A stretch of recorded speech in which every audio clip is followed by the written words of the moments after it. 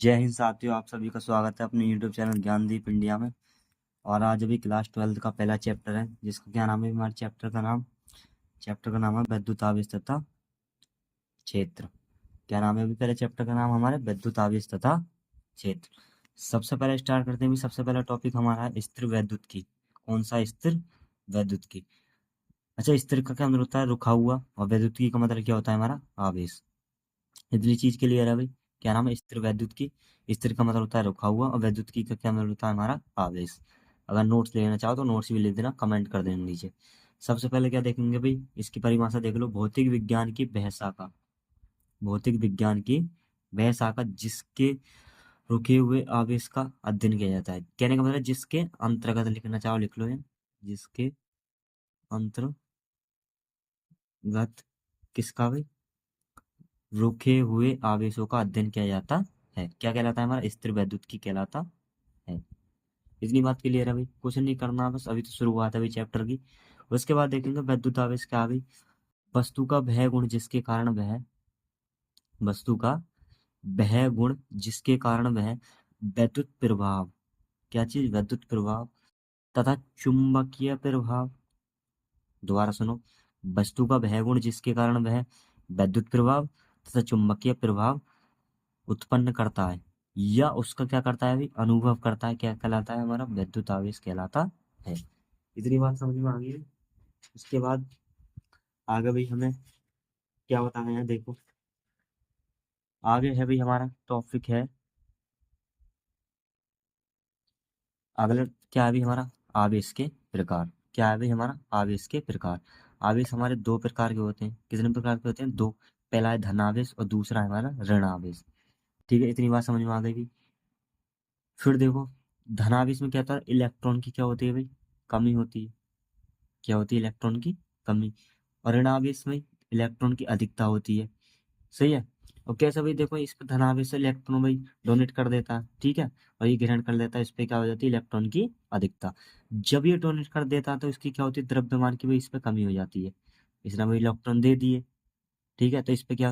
अब यहाँ पर क्या होगी? द्रव्यमान की कमी, और इसने ग्रहण कर लिए, ठीक है, क्या होगी? अधिकता। तो यहाँ पर क्या हो गया है? द्रव्यमान की अधिकता। उसके बाद देखो, ये दो चार्ज हैं, एक पॉजिटिव चार्ज और एक हमारा नेगेटिव चार्ज। इस पॉजिटिव चार्ज ने इलेक्ट्रॉन डोनेट कर दिए भाई। क्या कर दिए? Electron donate. तो इस पर क्या होगी? द्रव्यमान की कमी हो गई। और इस पर क्या होगी? इस पर क्या होगी भी? हमारी अधिकता।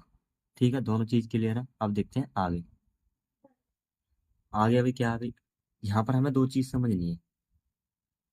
ये पॉजिटिव है, ये भी पॉजिटिव है। कहने का मतलब है ये धनात्मक और ये भी धनात्मक है। तो ये कैसे हैं भाई? समान प्रकृति के हैं। कैसे हैं?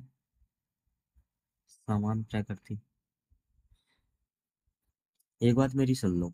जहां पर समान प्रकृति होगी ना, वहां पर क्या करेंगे? एक दूसरे को प्रतिकर्षित करेंगे। ये देखो, ये इधर खींचेगा और ये इधर, ठीक है।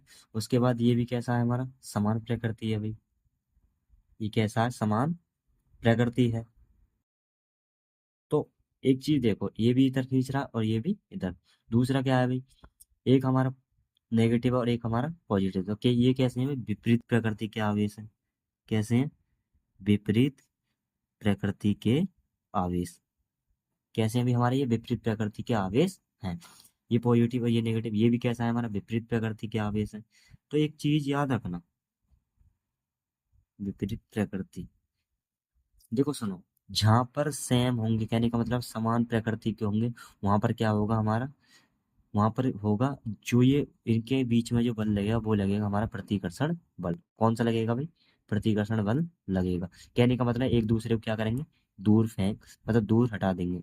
ये इधर खींचेगा और ये इधर। अब जो हमारे विपरीत प्रकृति के आवेश हैं, उनमें क्या होगा भाई?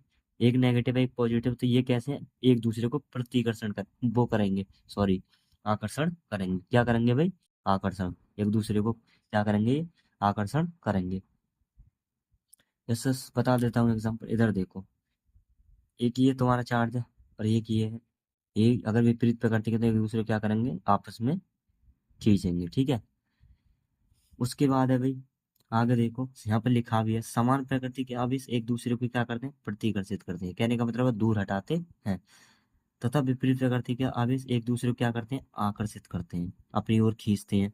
और जो समान प्रकृति के होंगे वो एक दूसरे को क्या करेंगे, दूर हटाएंगे। क्या करेंगे भाई, दूर हटाएंगे।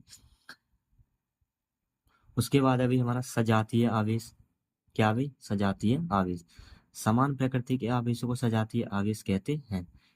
क्या भाई, यहाँ पर देखो, समान प्रकृति के आवेश। कैसे, समान प्रकृति, ये याद रखना, समान प्रकृति के आवेशों को क्या कहते हैं, सजातीय आवेश कहते हैं। क्या कहते हैं, सजातीय आवेश। ये एक दूसरे को क्या कर देंगे, प्रतिकर्षित करते हैं। क्या करते हैं, प्रतिकर्षित कहते हैं। कहने का मतलब दूर हटाते हैं। ये पॉजिटिव, ये भी पॉजिटिव, समान प्रकृति से एक दूसरे को क्या करेंगे, दूर हटाएंगे। ऐसे ही है। आ गया भाई, क्या चीज है हमारा, विजातीय आवेश।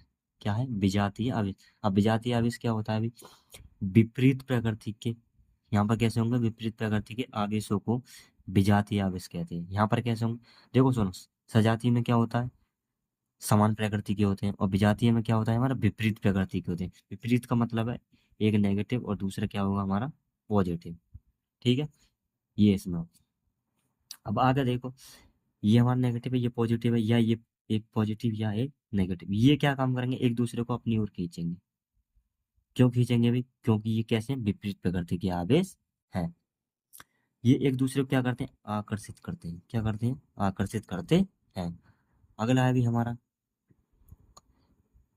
आ- आवेश का मात्रक व बीमा। अगली हेडिंग है, आवेश का मात्रक कूलाम। किस में होता है ये, एसआई पद्धति में। किस में होता है भाई ये हमारा, इंटरनेशनल सिस्टम में। तो क्या होता है, कूलाम। ये याद रखना, आवेश का मात्रक क्या होता है एसआई पद्धति में, कूलाम। ये एसआई सिस्टम में। अगला है भाई धारा, आई। क्या चीज है, धारा आई। और आवेश को किससे करते हैं, क्यू से, और समय को टी से। तो आई बराबर क्या हो गया हमारा, क्यू अपॉन टी। आई बराबर क्या हो गया भाई, क्यू अपॉन टी। अब यहाँ पर हमने आवेश का मान निकाल लिया, आवेश का मान निकाल लिया, तो ये मल्टीप्लाई में पहुंच गया, तो क्या होगा, आई एफ इंटू टी। अगर हम इसकी बीमा निकालना चाहें, देखो सुनो, बीमा कैसे होगी भाई, धारा को किससे आई से, तो आई, धारा क्या हो जाएगी, एम्पियर। ठीक है, और बच्चा क्या, टी। और समय की तुम जानती हो क्या होती है, टी। तो ये क्या हो जाएगा तुम्हारा, टी। तो ये हो जाएगा क्यू। इसका बीमा क्या होगी, ए टी। इसकी बीमा क्या हो जाएगी तुम्हारी, ए टी। याद रखना ये चीज है। देखो सुनो, अब इसका मात्रा क्या हो गया, कूलाम, किसमें, एसआई पद्धति में। धारा बराबर आई बराबर होता है क्यू अपॉन टी। क्यू का मान निकालना है, क्योंकि हमें अब इसका मात्रक बताना है और बीमा बतानी है, तो क्या हो जाएगा, इधर ये इधर पहुंच जाएगा। ठीक है, तो क्या हो जाएगा, क्यू बराबर आई इंटू टी। तो भाई धारा आई क्या होता है, एम्पियर हो जाएगा, और समय का टी होता है। सही है, इतनी बात आ गई समझ में। अब देखते हैं आगे।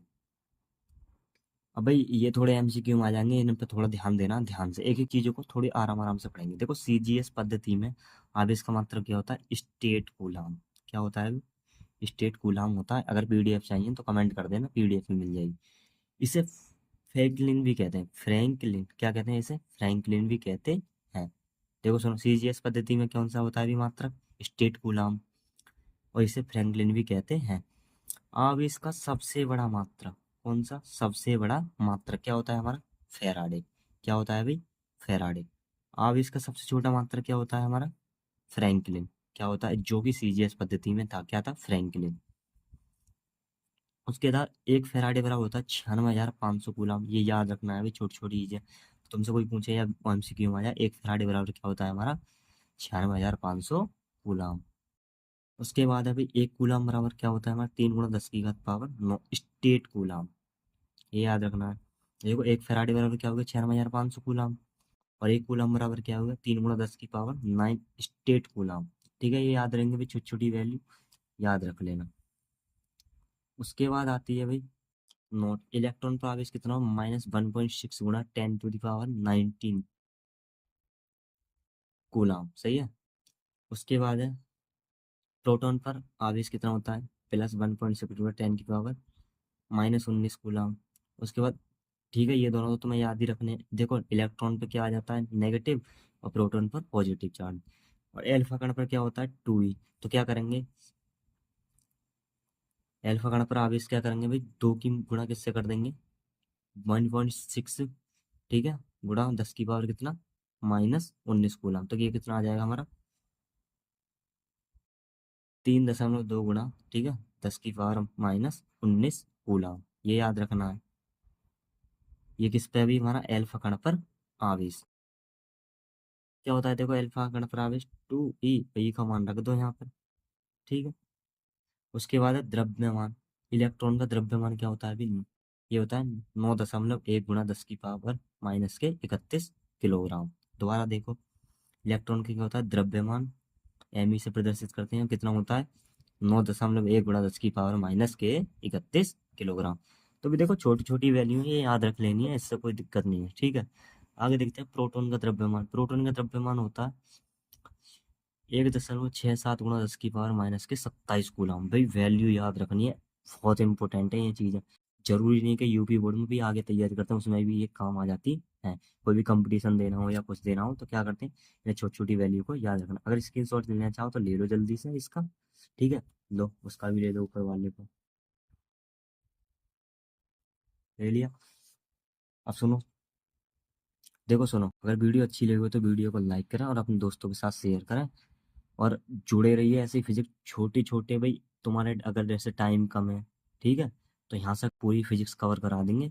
और देखो अगर तुम्हें ये लग रहा है कि बोर्ड पे ज़्यादा अच्छा समझ में आता है, तो भाई ऐसी कोई बात नहीं, अगर आप बोर्ड पे पढ़ना चाहो तो बोर्ड पे ही पढ़ सकते हैं।